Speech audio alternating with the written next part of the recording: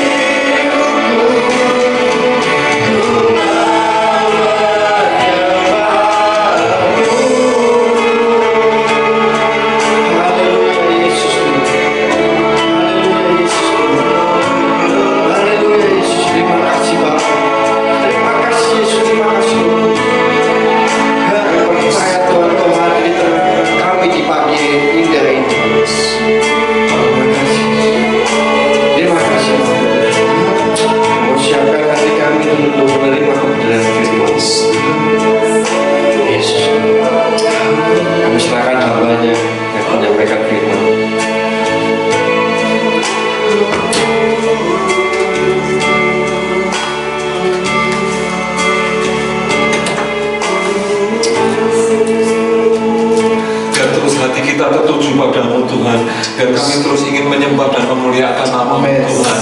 Mari serukan lagi Bapak Ibu Saudara sekalian. Mari angkat hatimu minggu pagi hari ini. Kau sembah, kau memuliakan Tuhan. Haleluya.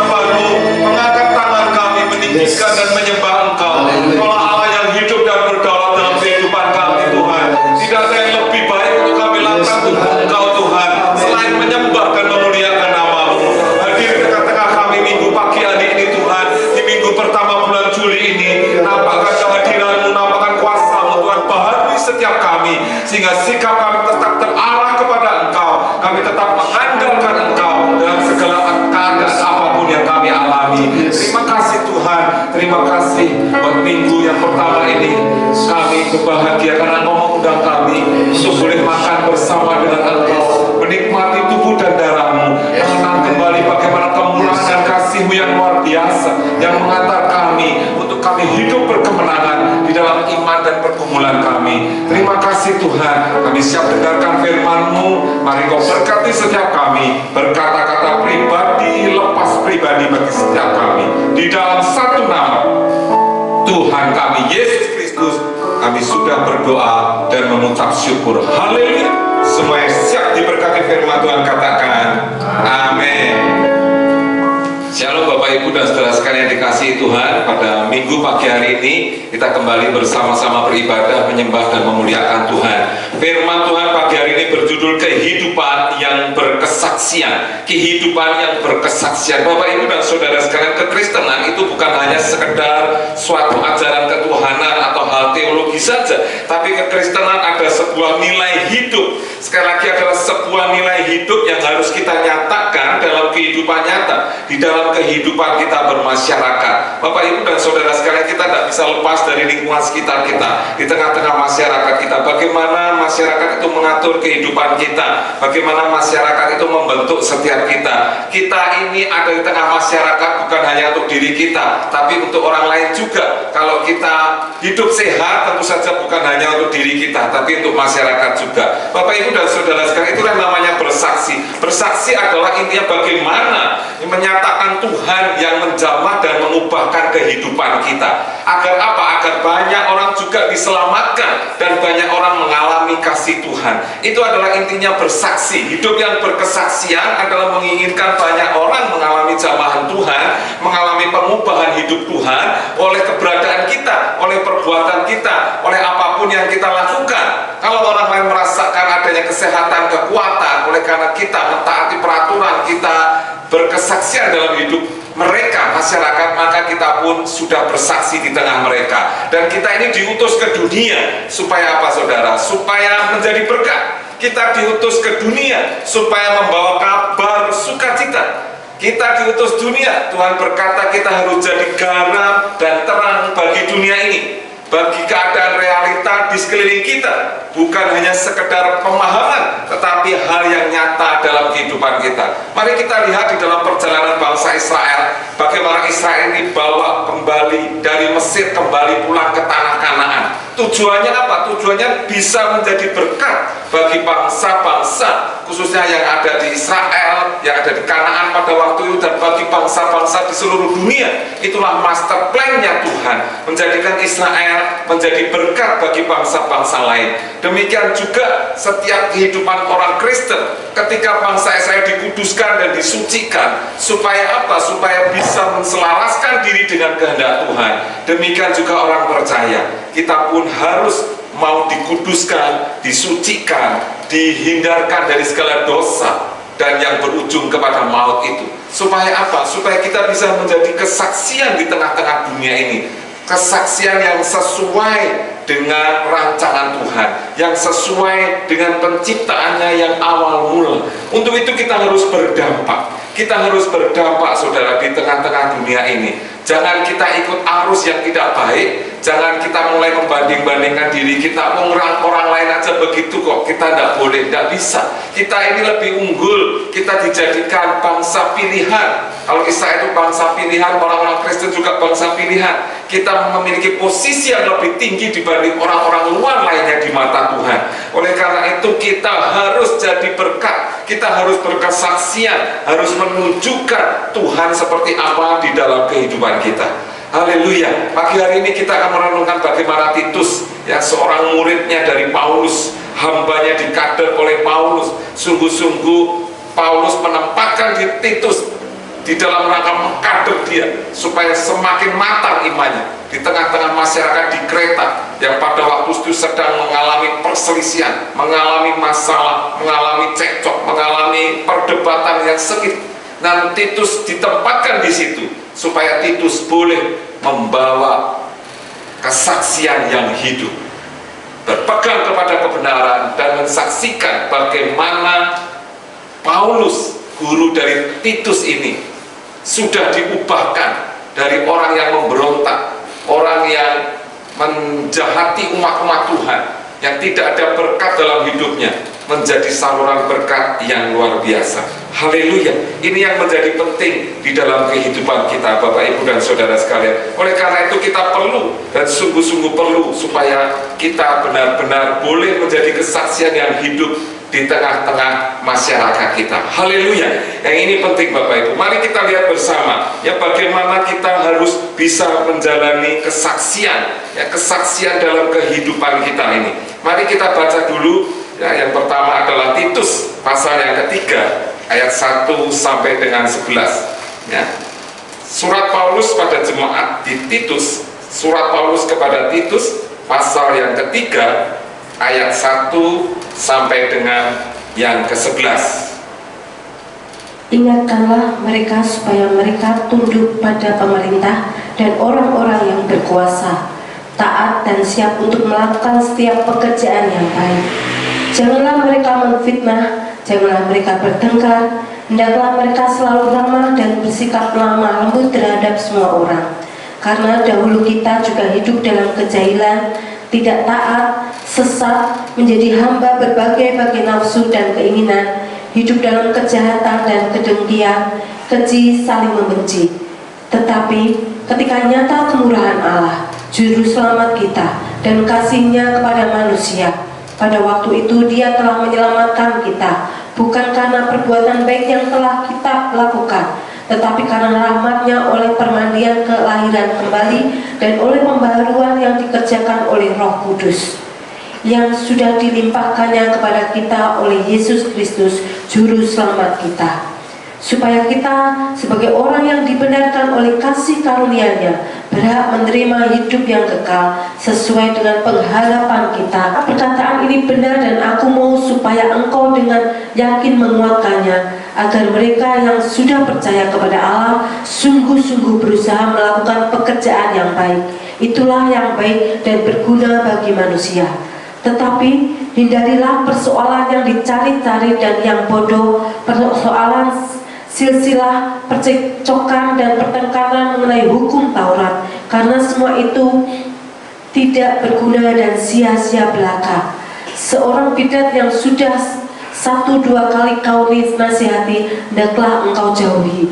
Engkau tahu bahwa orang yang semacam itu benar-benar sesat dan dengan dosanya menghukum dirinya sendiri. Haleluya. Bapak Ibu dan Saudara sekalian, inilah pesan-pesan Paulus yang terakhir kepada Titus sebelum Titus sungguh-sungguh mandiri menjalankan tugasnya sebagai gembala di daerah Kreta. Bapak Ibu dan Saudara sekalian, mari kita lihat bagaimana pesan Paulus kepada Titus ini, dan tentunya pesan bagi setiap kita supaya kita hidup berkesaksian dan kita bisa hidup membawa berkat. Yang pertama adalah taat dan siap. Bagaimana menjalani kehidupan yang berkesaksian itu? Yang pertama adalah taat dan siap, saudara. Mari kita lihat di ayat yang ke-1, saudara katakan demikian: ingatkanlah mereka supaya mereka tunduk kepada pemerintah dan orang-orang yang berkuasa, taat dan siap untuk melakukan setiap pekerjaan yang baik. Bapak Ibu, di ayat yang pertama Paulus benar-benar menasihatkan pada Titus, yaitu taatlah kepada pemerintah, tunduklah kepada pemerintah dan orang-orang yang berkuasa. Saudara, Titus mungkin bertanya dalam hatinya, pemerintah yang seperti apa yang aku harus tunduk?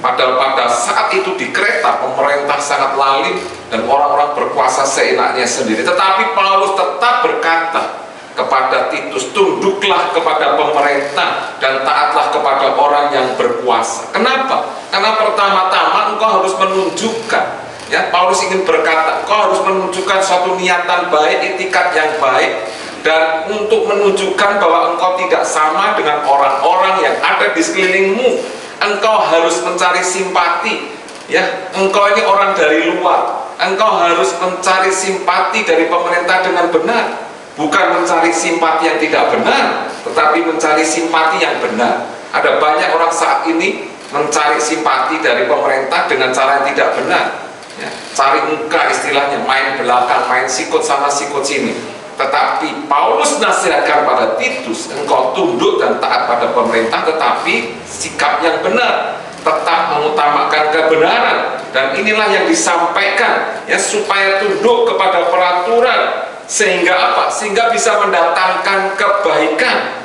Kalau kita tidak taat, pastinya bukanlah kebaikan, bukanlah berkat yang akan datang, tapi hukuman. Dan ini penting bagi setiap kita. Kenapa? Karena Paulus juga sudah pernah menasihatkan itu kepada jemaat di Roma, saudara. Coba kita lihat sebentar dalam Roma pasal 13, saudara, ayat 1 dan 2. Demikian juga itu dinasihatkan pada Titus, karena pernah dinasihatkan Paulus kepada jemaat di Roma. Tiap-tiap orang harus takluk kepada pemerintah yang di atasnya, sebab tidak ada pemerintah yang tidak berasal dari Allah, dan pemerintah-pemerintah yang ada ditetapkan oleh Allah. Sebab itu, barang siapa melawan pemerintah, ia melawan ketetapan Allah, dan siapa yang melakukannya akan mendatangkan hukum atas dirinya. Iya, ini yang dikatakan oleh Paulus.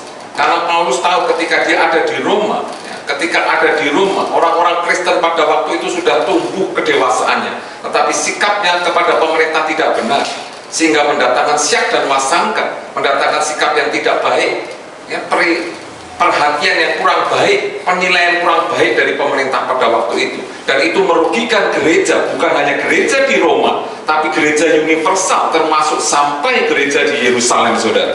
Oleh karena itu, dia berpesan sungguh-sungguh kepada Titus lewat pengalaman dia di Roma, tunduklah lebih dulu kepada pemerintah. Kenapa? Karena ketika tujuannya itu untuk kebaikan kita. Mungkin Titus berkata, kan kita ingin menegakkan hukumnya Tuhan dengan baik, ya, kenapa harus tunduk pada mereka? Kita kan harus koreksi. Tidak, ketika tujuannya untuk kebaikan kita, pasti nanti akan berbuahkan kebaikan, saudara. Memang kadang-kala ketika kita berbuat kebaikan itu mengusik kebebasan kita. Secara manusiawi kita inginnya bebas, nggak ingin terikat dengan berbagai macam peraturan. Ketika Titus tunduk pada pemerintah, berarti dia konsekuensinya harus melakukan segala perintah-perintah, harus melakukan segala peraturan-peraturan pemerintah yang bagi orang percaya, bagi Titus mestinya itu berlawanan dengan iman. Tetapi pertama tetap kita harus tunduk kepada pemerintah, katakan demikian. Karena pada kenyataan pilihan buruk itu punya konsekuensi negatif, saudara. dan konsekuensi negatif juga akan membuat kita tidak bebas. Kalau nanti kita memilih untuk tidak tunduk dengan alasan orang Kristen kan bebas, toh nanti akibatnya juga membuat kita tidak bebas. Kenapa? Karena kita akan ditekan, ya, kita akan diminoritaskan, disendirikan, dikucilkan dan sebagainya. Oleh karena itu Paulus tetap sungguh-sungguh berkata kepada Titus, ya, engkau harus taat, tidak memberontak, karena kamu ingin menyampaikan kebenaran. Ya, itu ditunjukkan dengan apa? Dengan taat dan siap. Taat tanpa siap tidak akan menghasilkan sesuatu perubahan, tapi taat dan siap melakukan. Taat kepada peraturan tapi sekedar di mulut saja tidak dilakukan, itu namanya bukan satu ketaatan. Tapi ketaatan harus diimbangi, diteruskan dengan satu kesiapan. Kenapa saudara? Karena manusia itu punya kecenderungan berbuat dosa, kecenderungan untuk mengingkari apa yang dikatakannya. Nah, ini perlu disadari, kecenderungan yang berbuat dosa, ya, di luar nampaknya ya, tapi di dalam tidak. Oleh karena itu perlu dilakukan. Firman Tuhan mengajarkan supaya kita bersikap rendah hati. Apa yang kita katakan harus dilakukan, sehingga kita tidak dicap sebagai orang yang arogan, orang yang menganggap diri paling hebat, paling benar. Tapi sungguh-sungguh ada bukti yang nyata di dalam setiap usaha kita. Oleh karena itu saudara, di tengah-tengah situasi seperti ini, ya, kalau kita melihat keadaan kita, negeri kita, dunia bahkan, ya, sedang dilanda pandemi COVID-19 dan saat ini memang belum berakhir. Tapi kebanyakan dari kita sudah merasa harusnya sudah berakhir, ya. Pemikiran sendiri harusnya sudah berakhir karena sudah sekian lama. Tapi fakta menunjukkan pasti belum berakhir. Mungkin di awal pandemi COVID, ya, kita bisa taat kepada aturan pemerintah, gitu ya. Mulai taat ketika sudah mulai terjadi pandemi, ya, mulai taat. Tapi kemudian setelah sekian waktu, sekian lama kita merasakan waktu yang lama, bosanan di rumah dan sebagainya, mulai ada sikap, ya, sikap yang berubah, gitu ya. Wong kayaknya sudah demikian lama waktunya, apalagi pemerintah sudah menyatakan ada new normal, harusnya kan kita sudah bebas, boleh bebas, gitu ya, kembali kepada pada waktu sebelum terjadi itu, sebelum terjadi COVID, sehingga kita mulai menyepelekan apabila ada himbauan-himbauan dari pemerintah. Ya. Nah, itulah tanda-tanda sikap kebebasan yang akan bisa menuai konsekuensi negatif bukan hanya pada diri kita, tapi bagi orang lain juga, dan pastinya berdampak kepada masyarakat sekeliling kita. Pertanyaannya, apakah seperti itu hidup yang berkesaksian? Ya. Seperti itu hidup yang berkesaksian. Ya, ketika kita merasa orang lain sudah mulai berpikir bahwa sudah bebas, kita pun ikut boleh sebebas-bebasnya, tanpa memperhatikan, tanpa melihat fakta-fakta yang ada, tanpa bertanya kepada Tuhan lebih dahulu. Kita perlu taat terus kepada pemerintah sampai sungguh-sungguh segala sesuatunya terjadi baik. Oleh karena itu perlu hikmat Tuhan. Tuhan menyediakan hikmat dan kekuatan bagi kita supaya kita orang-orang percaya bisa beradaptasi dalam kehidupan yang baru, yang disebut oleh pemerintah adalah kehidupan new normal, saudara. Kehidupan yang new normal, ya, bukan normal seperti sebelum pandemi, tapi new normal, ya. Oleh karena itu mari kita taat dan siap melakukan new normal ini bersama-sama, karena demi kebaikan bangsa dan negara, masyarakat kita, dan khususnya gereja Tuhan dan Tuhan Yesus sendiri. Karena kehidupan kesaksian kita diperlukan pada masa-masa seperti ini, ketika banyak multitafsir terhadap apa yang diputuskan pemerintah.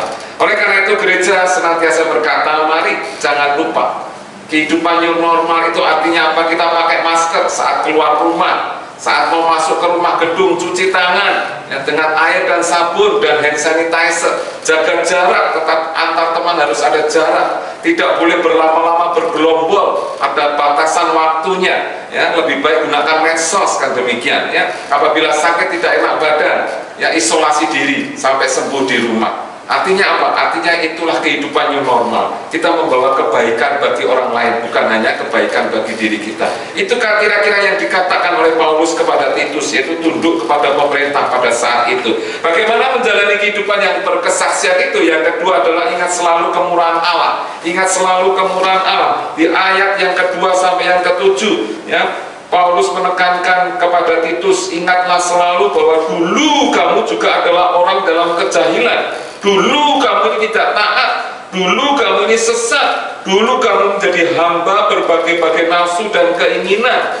Ingat lagi dulu keadaanmu yang lama sebelum kamu mengalami hidup yang baru, sebelum kamu diubahkan. Tetapi di ayat makanan, tetapi ketika nyata kemurahan Allah juru selamat kita dan kasihnya kepada manusia, yang pada waktu itu dia menyelamatkan setiap kita. Oleh karena itu kita perlu ingat selalu kemurahan hati Tuhan. Ketika kita ingat kemurahan hati Tuhan, berarti Allah itu lemah lembut bagi setiap kita. Allah lemah lembut bagi Israel yang tegar tengkuk, dan juga bagi setiap kita. Dia selalu panjang sabar. Ketika kita terus berbuat dosa, dia selalu lemah lembut, mengajak kita untuk bertobat selalu. Oleh karena itu mari kenakan kelemah lembutan. Ingat kemurahan Allah, berarti kita mengenakan kelemah lembutan. Seperti yang dikatakan Paulus pada jemaat di Galatia pasal 5:23 tentang buah-buah roh. Karena itu adalah karunia Roh Kudus, kelemah lembutan. Karena ingat kemurahan hati Allah. Motivasi kita yang utama untuk taat dan tunduk pada pemerintah bukanlah menyenangkan manusia atau menyenangkan pemerintah itu sendiri. Tapi apa saudara? Tapi karena anugerah Allah. Anugerah Allah yang sudah menyelamatkan kita. Motivasi kita yang utama tunduk dan taat pada pemerintah itu adalah tanda syukur atas kemurahan hati Allah. Dan inilah yang benar. Inilah motivasi yang benar. Bukan menyenangkan siapa-siapa, tapi karena kemurahan Allah yang sudah begitu besar, memberikan anugerahnya, memelihara kita. Kita pun harus memelihara orang lain, mengutamakan orang lain. Dan ini sungguh-sungguh satu nasihat yang sangat besar dan sangat indah bagi Titus. Bagaimana yang ketiga? Bagaimana menjalani kehidupan yang berkesaksian? Hiduplah dalam perdamaian. Saudara, di kereta banyak orang yang bertengkar, berselisih, saling mengkritik, saling menjatuhkan, saling cari kesalahan satu dengan lain, saling berselisih, saling bertengkar. Dan Paulus berkata kepada Titus, utamakanlah perdamaian. Jangan ikut-ikut mereka, jangan terbawa hawa nafsu, jangan saling mengkritik, menjatuhkan, saling cari kesalahan satu dengan yang lain. Tapi hiduplah selalu berdamai dengan mereka. Apalagi mereka adalah calon-calon jemaatmu, ya, calon-calon orang yang akan diselamatkan. Mereka adalah calon-calon penerima kasih karunia Tuhan, ya. Mari hidup dalam perdamaian. Artinya tidak memfitnah, tidak membuat gosip, tidak mendatangkan percekcokan di antara mereka. Supaya apa? Supaya kesaksiannya yang diterima oleh Titus dari Paulus boleh dinyatakan. Kesaksian hidup yang luar biasa dari Titus sendiri, dan juga tentunya nama Paulus sebagai gurunya boleh diterima oleh orang-orang Kreta dengan baik. Dan Paulus menasihatkan, kalau memang ada bidat di ayat 10 yang sudah benar-benar kau nasihati dan tidak mau berubah, lebih baik jauhi. Tidak usah timbul perselisihan, pertentangan di antara mereka. Lebih baik hindari mereka itu, supaya tidak menjadi apa? Batu sandungan bagi yang lain, supaya tidak ngajari orang-orang lain juga ikut memusuhi. Biarlah penghakiman itu ada pada Tuhan. Oleh karena itu Bapak Ibu dan Saudara sekalian, pagi hari ini saya mengajak semua jemaat Tuhan, mari masuk ke new normal dengan benar. Ya, kalau gereja nanti kita akan memulai ibadah, mari taati apa yang sudah pemerintah nyatakan sebagai new normal ini. Mari bantu saudara-saudara kita yang memang diberi tugas dan tanggung jawab untuk itu dengan baik. Ya, kita menaatinya dengan baik sehingga kita boleh menjadi kesaksian, khususnya di daerah lingkungan kita, bagi pemerintah, bagi para pejabat, sehingga kita boleh dipandang baik dan gereja boleh dipandang baik, sehingga kehidupan Tuhan Yesus sungguh-sungguh bisa menjadi teladan bagi lingkungan sekitar kita. Dan kita percaya sungguh-sungguh bahwa new normal itu bukan rancangan buruk, ya, bukan rancangan kejelekan, tapi rancangan yang baik, rancangan yang penuh harapan. Seperti Yeremia tegaskan di pasal 29 ayat 11, sebab aku ini mengetahui rancangan-rancangan apa yang ada padaku mengenai kamu. Demikianlah firman Tuhan, yaitu rancangan damai sejahtera dan bukan rancangan kecelakaan, untuk memberikan kepadamu hari depan yang penuh pengharapan. Haleluya. Mari kita nyatakan bahwa new normal itu rancangan Tuhan bagi setiap kita. Kita tidak tahu apa yang ke depan terjadi, Mari kita tetap tunduk dan taat terhadap pemerintah kita, karena pemerintah adalah wakil Tuhan di tengah-tengah kita. Terlebih lagi, kita membawa kebaikan, kita membawa kesaksian yang baik di tengah-tengah masyarakat kita, supaya sungguh kita boleh menyatakan Kristus yang hidup di tengah-tengah kita. Haleluya. Mari kami undang pemain musik Singer WL ke depan. Bagaimana menjalani kehidupan yang berkesaksian itu? Yang pertama, kita harus taat dan siap. Yang kedua, kita harus ingat selalu kemurahan Allah. Dan yang ketiga, ingatlah bahwa kita harus hidup selalu di dalam perdamaiannya. Haleluya. Biar firman Tuhan pagi hari ini menguatkan setiap kita, supaya kita sungguh-sungguh menyiapkan diri, supaya menjadi kesaksian yang hidup di tengah masyarakat kita, dengan taat pada pemerintah, dan terus mengutamakan kedamaian. Dan ingat selalu kemurahannya tidak pernah berhenti di dalam kehidupan kita. Kemurahannya selalu dinyatakan bagi setiap kita. Tuhan senantiasa berpihak pada umatnya yang berseru-seru kepada Dia, yang senantiasa mau mengandalkan Dia di dalam kehidupan apapun, mengangkat tangan berserah kepadanya. Terima kasih Tuhan Yesus buat firman-Mu pada malam hari ini.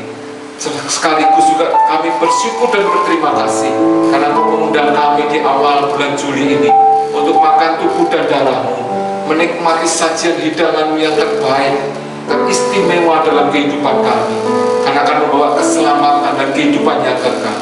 Ajar kami pagi hari ini mengangkat iman kami di tengah situasi seperti ini Tuhan, yang belum membaik, bahkan nampaknya malah seperti hal yang buruk. Tapi Tuhan, kami percaya semua adalah rancangan-rancangan yang terbaik dan terindah dalam hidup kami.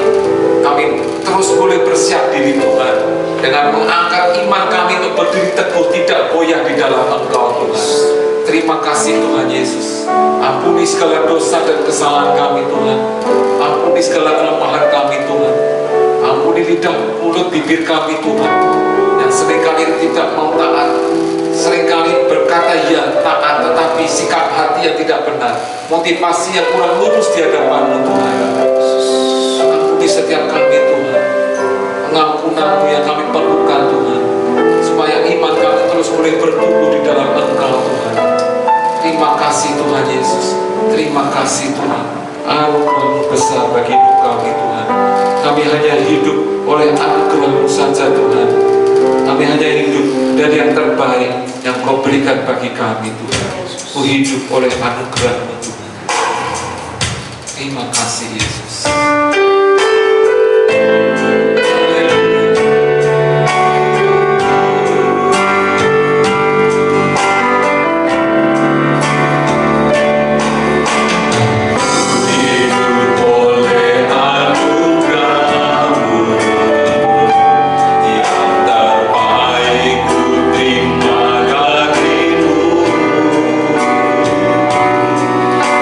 Rancangan-Mu indah bagi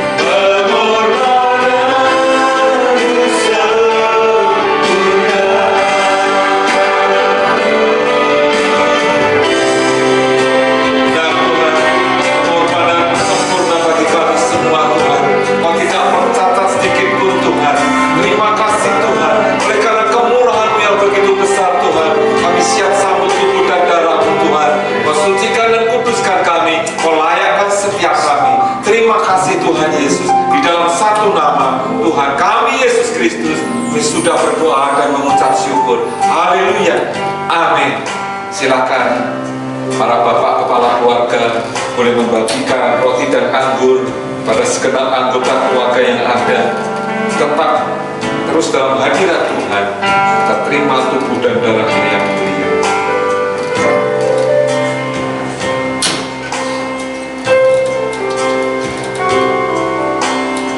Terima kasih Tuhan Yesus. Terima kasih Tuhan. Sungguh baik bagi kami Tuhan. Kuasa-Mu tidak berkesudahan. Terima kasih buat pagi hari ini Tuhan. Kami percaya tubuh dan darah-Mu yang kami terima menguatkan kami, memulihkan kami, menyembuhkan kami Tuhan dari segala kelemahan-kelemahan kami, membangkitkan kami kembali Tuhan. Terima kasih Tuhan Yesus. Terima kasih Tuhan. Pengorbanan-Mu sungguh sangat berharga dalam hidup kami Tuhan. Pengorbanan-Mu sungguh sangat mulia bagi kami Tuhan. Ingatkan kami terus Roh Kudus akan kasih-Mu dan kemurahan-Mu yang tidak berkesudahan dalam kehidupan kami ini Tuhan. Terima kasih Tuhan Yesus. Terima kasih Tuhan. Ampuni segala kesalahan dan dosa kami Tuhan. Layakkan kami menyambut tubuh dan darah-Mu, supaya tubuh dan darah-Mu menjadi berkat dalam kehidupan kami. Terima kasih Tuhan. Terima kasih Tuhan. Terima kasih Yesus.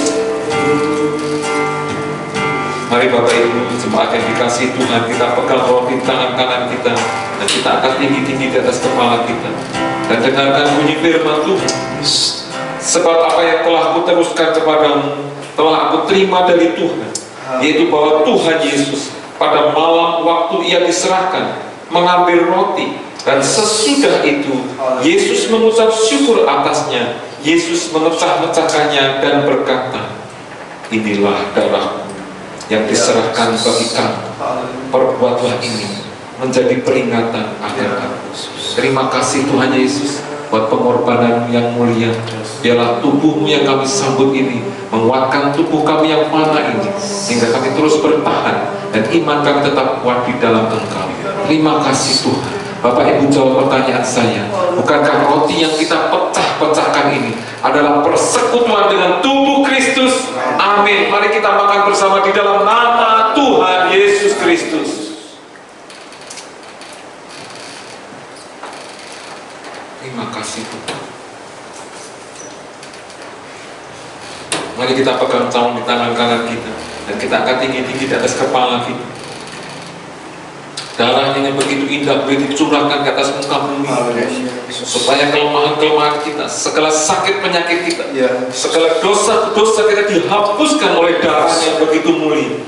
Darah Allah sendiri tercurah bagi setiap kita untuk memperbaharui kita dan memulihkan kita selalu, supaya kita siap menanggung segala sesuatu. Kita berani berdiri tegak atas kebenaran firman-Nya, dan kita boleh tunduk dan taat dengan segala kerendahan hati kepada pemerintah, karena Dialah wakil Tuhan di atas muka bumi. Terima kasih Tuhan Yesus. Terima kasih Tuhan. Dengarkan bunyi firman Tuhan. Demikian juga Yesus mengambil cawan sesudah makan. Lalu Ia berkata, cawan ini adalah perjanjian baru yang dimeteraikan oleh darah-Ku.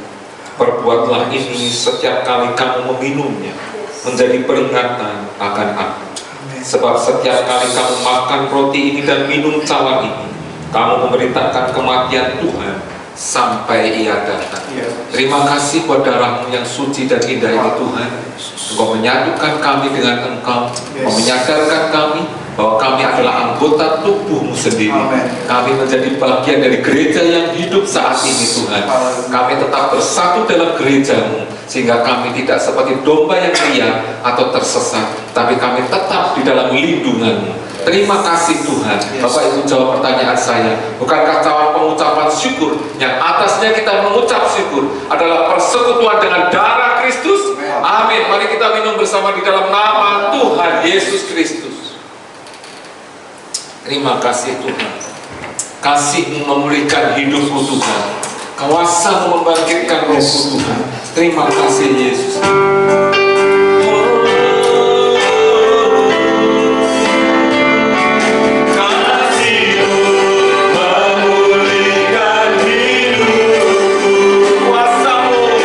Kuasa-Mu membangkitkan rohku.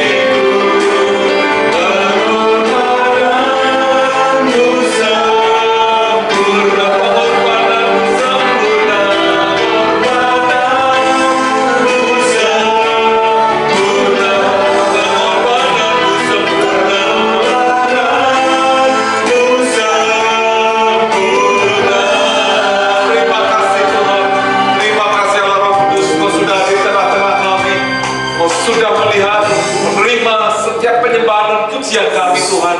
Dan firman-Mu sudah mendarat dalam hidup kami, dan biarlah berbuah Bapa dalam hidup kami. Terima kasih Tuhan Yesus. Terima kasih Tuhan. Saat ini kami tundukkan kepala kami Tuhan, rendahkan diri di hadapan-Mu Tuhan.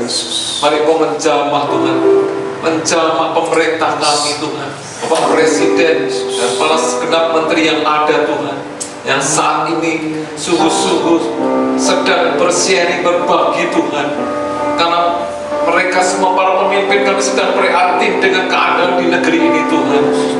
Mereka sungguh-sungguh berfokus untuk pembenahan baik internal maupun eksternal. Dan ada satu kerinduan yang besar pada mereka untuk membawa Indonesia ini kembali menjadi negara yang berjaya Tuhan, negara adil dan makmur, negara yang rakyatnya semua berkesejahteraan sosial di dalam nama Yesus. Mari tolong mereka Tuhan, solidkan segenap para pemimpin kami Tuhan di dalam satu komunikasi dan kebersamaan, di dalam langkah yang seirama Tuhan, membawa kebaikan bagi bumi pertiwi Indonesia ini di dalam nama Yesus. Hikmat marifat-Mu Tuhan dari tempat ini turun secara khusus buat Bapak Presiden kami, Bapak Jokowi Tuhan, di dalam memimpin Tuhan negara ini di dalam nama Yesus. Di dalam nama Yesus kami percaya dan Kau bekerja di tengah-tengah kami, sehingga Kau menghindarkan segala apa yang tidak kami inginkan, segala kekacauan, segala chaos kami patahkan di dalam nama Yesus. Indonesia akan keluar sebagai pemenang Tuhan atas pandemi COVID di dalam nama Yesus. Tuhan menjamah semua yang masih sakit saat ini Tuhan, Kau pulihkan, Kau sehatkan kembali, dan segenap jajaran kesehatan yang bergerak di bidang kesehatan, Tuhan beri kekuatan bagi setiap mereka di dalam nama Yesus. Biar kami berdoa untuk seluruh rakyat Indonesia untuk tunduk dan taat pada pemerintah di dalam kehidupan new normal ini, tetap waspada dan tetap menjaga diri Tuhan, karena kesehatan, karena mereka bukan hanya menjaga kesehatan diri tapi orang lain juga Tuhan. Terima kasih Tuhan Yesus. Kami berdoa untuk gereja Tuhan yang hari-hari ini yang sedang sibuk mempersiapkan untuk ibadah dalam new normal. Mari pimpinan ada bagi kami semua Tuhan, dan segenap jemaat boleh menerima dengan sukacita yang besar Tuhan, boleh menerima ini keadaan ini dengan pengucap syukur atas kemurahan Tuhan. Terima kasih Tuhan Yesus, terima kasih Tuhan. Jamah Tuhan, jamah Tuhan, jamah seluruh jemaat-Mu istimewa buat gereja-Mu di tempat ini, di GBTK Unalia Tuhan. Beri kekuatan, beri kesejahteraan, beri terobosan-terobosan baru dalam setiap usaha-usaha mereka, pekerjaan mereka. Kau tetap Tuhan menjaga iman dan kesatuan hati mereka kepada Engkau dan kepada gereja-Mu. Di dalam nama Yesus, dalam nama Yesus kami percaya Tuhan, kami percaya kehendak-Mu ya dan amin Tuhan. Semua yang berkehendak dari sejak awal untuk membangun rumah ibadah yang permanen di tempat ini, di kalian ini Tuhan. Dan Kau tetap akan janji-Mu Tuhan, kami akan klaim janji-Mu, kami percaya janji-Mu dan amin akan Kau nyatakan, Kau wujudkan, yaitu rumah Tuhan yang permanen, gereja yang permanen akan berdiri di GBTK Unalia ini Tuhan. Perkenan-Mu saja Tuhan yang kami rindukan dan kami butuhkan Tuhan, karena Kau sanggup membuka jalan, Kau sanggup menerobos hal-hal yang sulit yang kami hadapi Tuhan. Kami mengandalkan Engkau Tuhan untuk dana dan tenaga Tuhan di dalam nama Yesus. Di dalam nama Yesus Tuhan, jamah Tuhan, jamah Tuhan, semuanya Tuhan Kau jamah Tuhan, baik otoritas gereja pusat maupun para kontraktor dan para donatur yang Tuhan sudah pilihkan bagi kami semua. Di dalam nama Yesus kami mengirim berkat bagi setiap mereka di dalam nama Yesus. Terima kasih Tuhan, ini kerinduan kami semua Tuhan. Terima kasih Tuhan Yesus buat ibadah kami pagi hari ini. Kau dahsyat dan luar biasa bagi kami Tuhan. Kau luar biasa bagi kami Tuhan. Kami nikmati berkat-Mu secara luar biasa Tuhan. Kami percaya Tuhan, bersama dengan Engkau kami akan sanggup melakukan segala perkara apapun. Terima kasih Tuhan Yesus, terima kasih. Doa kami Tuhan, dan sebentar kami berpisah satu dengan yang lain Tuhan. Kami rindukan berkat-Mu mengiringi setiap kami. Mari Bapak Ibu kita angkat dua tangan kita terima berkat daripada Tuhan. Bapak Ibu dan Saudara sekalian, pulanglah dan terimalah berkat dari Allah Bapa, kasih karunia dari Tuhan Yesus, dan penyertaan oleh Allah kuasa Roh Kudus. Tuhan memberkati engkau dan melindungi engkau. Tuhan menyinari engkau dengan wajah-Nya dan memberikan engkau kasih karunia. Tuhan menghadapkan wajah-Nya kepadamu dan memberi engkau damai sejahtera. Mulai dari sekarang sampai Maranatha, Tuhan Yesus datang kedua kalinya. Mari kita terima berkat dari kerajaan surga di dalam nama